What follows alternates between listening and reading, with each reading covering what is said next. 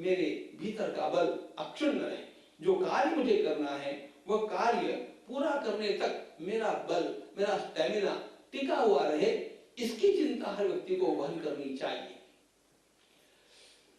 कभी कभी ऐसा लोग सोच लेते हैं कि ये सारी बातें तो प्रारब्धाधीन है, अपने यहाँ प्रारब्ध एक बड़ा अच्छा एक्सक्यूज है, लोग उसका सहारा लेकर के और अपनी पीठ थपथपाने में संकोच नहीं मानते हैं। लोगों को लगता है कि सारी बातें प्रारब्ध के अधीन है।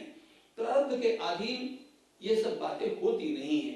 प्रारब्ध के अधीन हमारे संपूर्ण जीवन में केवल 20% बातें होती है। भगवान गीताकार प्रारब्ध को स्थान दैवं चैवात्र पंचमम, एक पंचमांश, केवल 20% उसके लिए स्थान देते हैं। बाकी अपना उद्धार अपने को करना है। और यदि हम ठीक से अपने देह के बल को संभालने का और विकसित करने का प्रयास करेंगे तो वह निश्चित रूप से बहुत अच्छी तरह स्वस्थ रहता है। मुझे पूना का एक उदाहरण याद आता है। एक नाम आपने पूना में से सुना होगा, धोंडो केशव कर्वे। ये कर्वे जी का नाम, महर्षि धोंडो केशव कर्वे ऐसा उनका नाम है। ये इसलिए जाने जाते हैं पूरे देश में और विदेशों में कि हमारे देश में महिलाओं के लिए सबसे बढ़िया काम उन्होंने आरंभ किया।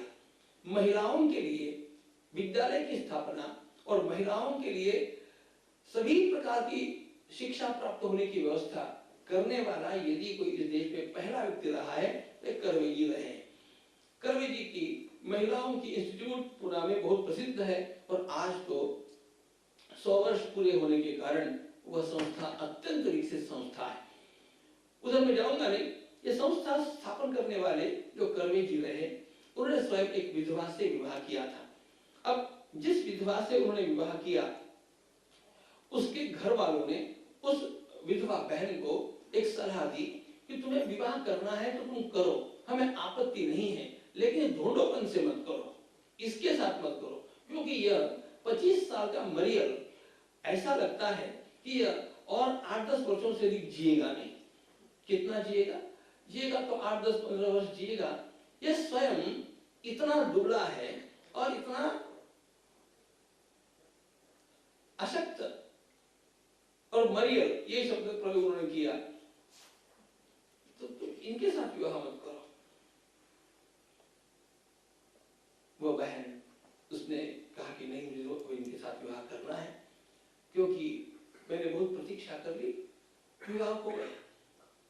बतलाना यह है कि जिस व्यक्ति के बारे में उसकी 25 वर्ष की अवस्था में लोग ये सोचते थे कि यह दुबला पतला और निरंतर बीमार रहने वाला व्यक्ति अधिक से अधिक जिएगा तो 8-10-15 वर्ष जिएगा, इससे अधिक इसका लाइफ है नहीं, ऐसा जिन कर्वे जी के बारे में सोचा गया, वे कर्वे जी 102 वर्ष के होकर के और अंतिम महीने तक अपना काम पूरा करते हुए स्वस्थ जीवन जी करके गए।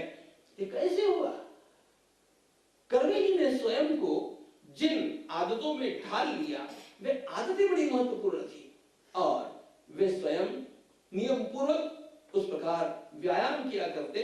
घूमना उनका इस प्रकार का व्यायाम था और उसके वे इतने निष्ठावान भक्त थे। सभी प्रकार से उन्होंने अपने देह को संवारा, काम कम नहीं किया, काम बहुत किया। काम के अतिरिक्त तो और उन्होंने कुछ किया ही नहीं। उनके लिए कोई मनोरंजन नहीं था, उनके लिए कोई खाने पीने की बढ़िया आदतें नहीं थी, कोई सैर सपाटे का उनको अभ्यास नहीं था, लेकिन अपने शरीर को संभालना और अपने जीवन का जो मिशन है उसको ठीक से पूरा समय देना। 102 वर्ष होकर के और वे स्वयं अंतिम महीने तक काम करते रहे।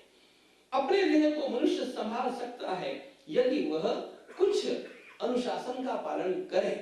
इस अब अंत तक वे वैसे दुबले पतले ही लगते थे, जिसको हम लोग बल कहेंगे वो शायद उनमें नहीं था, लेकिन यह आयु का बल उनको प्राप्त हो गया। वे स्वयं इतने दिन जिए और सक्रिय जीवन जी करके गए। इससे भी बढ़िया एक उदाहरण जिसमें आत्मविश्वास का हुंकार हम लोगों को दिखता है, आपने पंडित श्रीपाद दामोदर सातोलेकर जी का नाम सुना होगा। हमारे देश में इन 100 वर्षों में वेदों के लिए जिन लोगों ने काम किया उसमें अग्रगण्य नाम सातोलेकर जी का है।